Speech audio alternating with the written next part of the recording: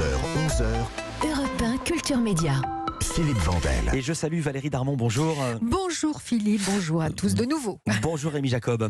Bonjour Philippe et Valérie, bonjour à tous. Rémi, au sommaire de votre journal des médias. Une série politique de France 2 qui va devoir revoir sa copie après une intervention de l'Assemblée nationale. On vous dévoilera toutes les coulisses, également TF1 prêt au bras de fer avec les opérateurs télécoms. Et puis Messmer de retour ce soir sur TF1, vous l'entendrez à la fin de ce journal. Et je lui ai même demandé de m'hypnotiser par téléphone. C'est pour ça que vous ne répondiez pas hier soir. Je plaisante, on commence par les audiences qu'ont regardé les Français hier soir justement. Alors ça vient tout juste de tomber à la première place. Léo Mattei, 4,4 millions de téléspectateurs sur TF1 hier et 22,4% de part d'audience. Ouais. C'est un bon démarrage pour cette 10e saison. Oui, Ils Philippe. attendaient les scores, donc ça sent la saison 11. Hier on recevait Jean-Luc Reichmann, il a dit Absolument. on attend les scores demain matin 9h. Et bien là c'est plutôt bien parti. À la deuxième place, Pékin Express sur M6, 1,7 million de téléspectateurs et 10% de part d'audience. Et puis France 3 clôture ce podium avec Le Mensonge, un mini-série avec Daniel Auteuil. C'était pourtant une rediffusion, mais plutôt un bon score quand même. 1,5 million de téléspectateurs et 7,3% de part d'audience. Europe 1, le journal des médias. En tout cas, je viens de faire un rappel au règlement. C'est en fait un ensemble de textes qui permettent de codifier le fonctionnement de l'Assemblée nationale. Vous venez d'entendre un extrait de la série documentaire Succession au pluriel, série diffusée sur France 2 dans 13h15 le dimanche. C'est une série politique, séquence qui n'est pas du tout du goût de l'Assemblée nationale. Alors pour ceux qui ne connaissent pas Succession, c'est un nouveau format dans l'émission de Laurent Delahousse. On y suit le quotidien d'une vingtaine de personnalités politiques, dont des députés et notamment Arthur Delaporte. C'est sa voix que vous avez entendue dans cet extrait au milieu du brouhaha de l'hémicycle. Alors concrètement, le député socialiste est assis à sa place, il commente les débats, il donne des explications à destination des téléspectateurs de France 2 et pour cela, il est équipé d'un micro-cravate, tout comme plusieurs de ses collègues. Et ce dispositif n'a donc pas du tout plu au bureau de l'Assemblée nationale qui a estimé que ces parlementaires avaient, je cite, enfreint les règles de communication avec l'extérieur de l'hémicycle. Résultat des courses, ils vont écoper d'un rappel à l'ordre, une sanction que ne comprend pas du tout Arthur Delaporte, joint hier par Europe 1 Culture Média.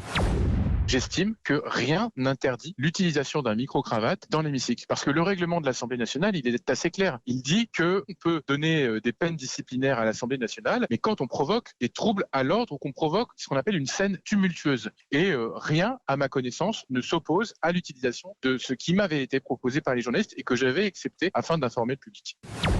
Informer le public, c'est ce que revendique Arthur Delaporte. Alors j'ai contacté évidemment France 2 pour savoir si elle allait ou non continuer à équiper les députés de micro-cravates.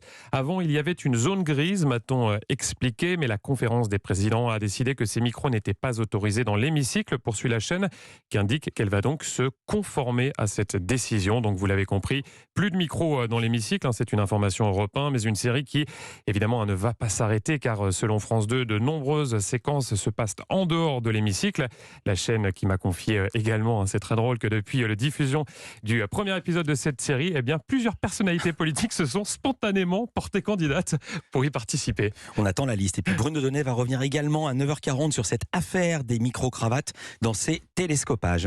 On change d'univers avec TF1 prêt au bras de fer avec les opérateurs télécoms. Oui, c'est ce que l'on apprend dans un article publié ce matin dans Les Échos. Selon nos confrères, la chaîne a pris l'initiative de renégocier avec les opérateurs les conditions de commercialisation de ses contenus, notamment de sa plateforme de replay, de rattrapage MyTF1.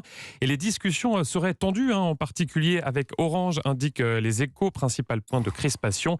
La chaîne souhaite que MyTF1 apparaisse directement sur les écrans d'accueil des box et téléviseurs connectés, car aujourd'hui, il est vrai, le service est parfois un petit peu enfoui dans les arborescences et donc peu visible pour le téléspectateur qui allume son téléviseur. Une enquête préliminaire a été ouverte après la séquence de Touche pas à mon poste dans laquelle apparaissaient des policiers cagoulés. Oui, c'est ce qu'a indiqué le parquet de Nanterre à l'AFP dans cette séquence diffusée vendredi dernier sur C8. On voyait 4 policiers, le visage cagoulé et la voix modifiée. Ils avaient alors expliqué que certains d'entre eux étaient de la Brave M. Dans la foulée, la préfecture de police avait exprimé ses doutes quant au fait que ces policiers étaient réellement de cette unité. Elle avait annoncé saisir le parquet, ce qui a donc débouché sur l'ouverture de cette enquête. De son côté, la chaîne C8 a indiqué, je cite, que tous ces policiers ne font pas partie de la Brave M, seulement certains, comme cela a été précisé à l'antenne.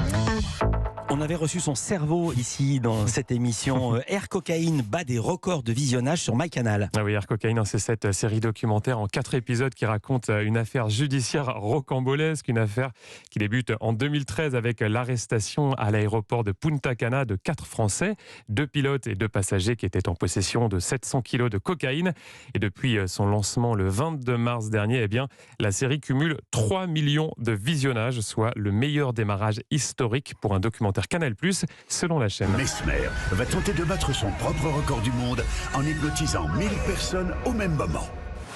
Alors on change de chaîne, on change d'univers, surtout vous l'avez entendu avec ce défi que se lance et que lance ce soir l'hypnotiseur Mesmer. Ça sera sur TF1, une émission, et ça sera sur TF1, une émission présentée par Arthur et un pari complètement dingue, vous l'avez compris, hypnotiser 1000 personnes dans une salle de spectacle. Vous êtes réceptive à l'hypnose, Valérie ? À fond. Je le pratique surtout. Eh bien, je vous propose alors pour le coup d'écouter Mesmer. C'est lui qui va vous pitcher tout ça, qui va vous dire à quoi s'attendre exactement. Il est au micro d'Europe 1 Culture Média.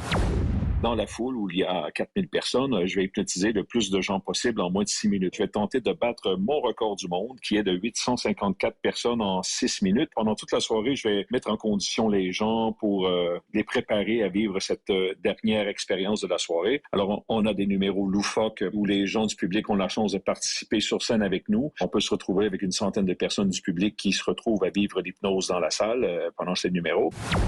Valérie, vous me disiez pendant le sonore que vous êtes diplômée en hypnose. Ouais, je suis hypnopraticienne, effectivement, et EMDR également. D'ailleurs, je le dis souvent quand je fais la libre antenne. Mais surtout, j'ai vu Mesmer, moi, dans une salle de spectacle entière, et quasiment tout le monde était hypnotisé. Eh bien là, vous faites compris des doigts. Moi, je suis un peu moins réceptive que la moyenne, mais ma fille a fait de l'air guitare pendant à peu près tout le spectacle. Complètement en transe. Debout, devant tout le monde. On ne sait pas faire le poulet.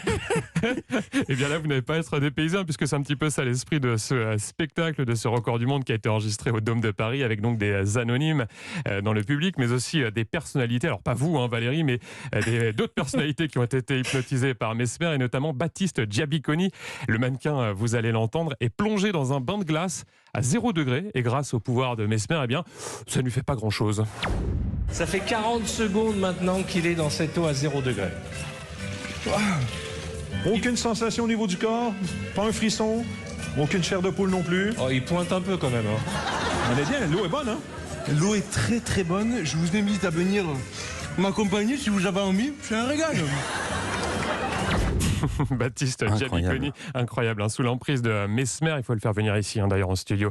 On espère. Philippe, il y a un côté évidemment fascinant, et j'ai demandé à Mesmer s'il pouvait m'hypnotiser à distance, puisque je vous raconte les coulisses. J'ai réalisé son interview au téléphone. Je me suis donc porté cobaye pour Culture Média. Alors, est-ce que c'est possible d'hypnotiser quelqu'un même quand on n'est pas à côté de lui ? Voici sa réponse. Écoutez, j'aime mieux être sur place pour vous faire vivre l'expérience. Vous êtes peut-être un sujet super sensible à l'hypnose et vous allez plonger dans un état d'hypnose très rapidement. Mais par la suite, comment je vais faire pour vous ramener à la réalité? Si vous m'entendez plus, une coupure, j'aime mieux pas tenter l'expérience comme ça et être sur place pour maîtriser tout ce qui se passe s'il pouvait arriver un truc un peu bizarre. Là. Et je suis tout seul en plus, donc on va pas le faire. Exactement, parce que si tu tombes et que tu m'entends plus, mais tu peux dormir toute une nuit complète avant de te réveiller.